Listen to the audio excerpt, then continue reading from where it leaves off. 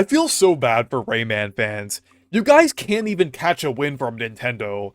But to be fair, I guess that kind of is to be expected from Switch Online, since Switch Online has been known to have some issues over the years with various components of the service.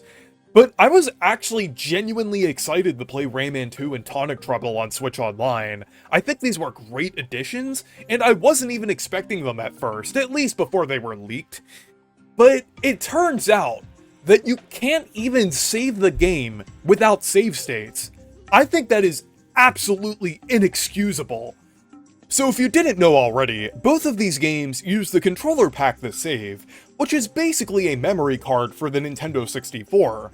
But for some weird reason, the emulation on the Switch Online Nintendo 64 app doesn't utilize the save feature of the controller pack. So basically, whenever you reset this game, it will completely erase your save file.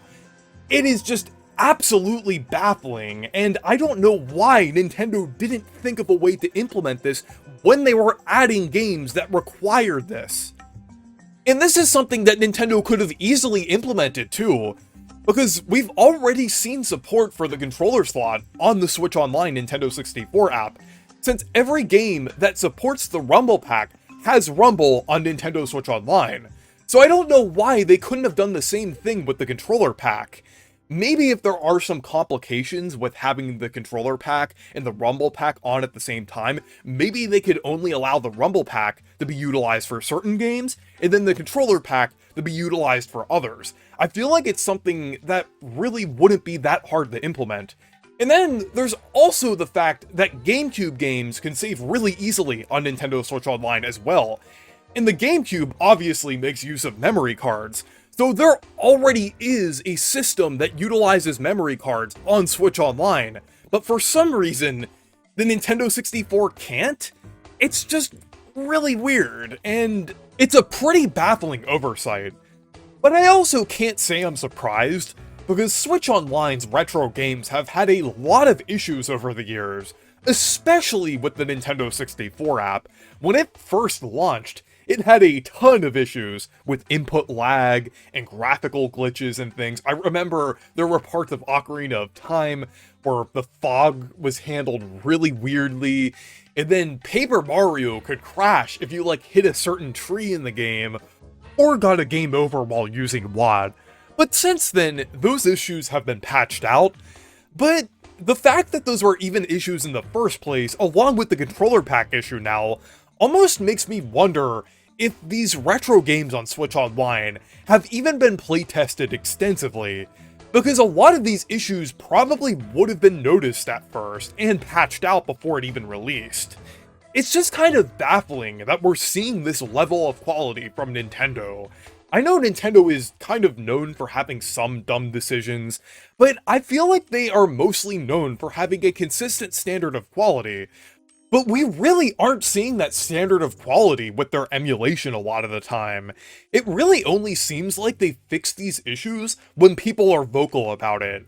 And I think that's the absolute bare minimum. I mean, yeah, they technically are listening, and at least they fixed the issue, but these issues really shouldn't exist in the first place.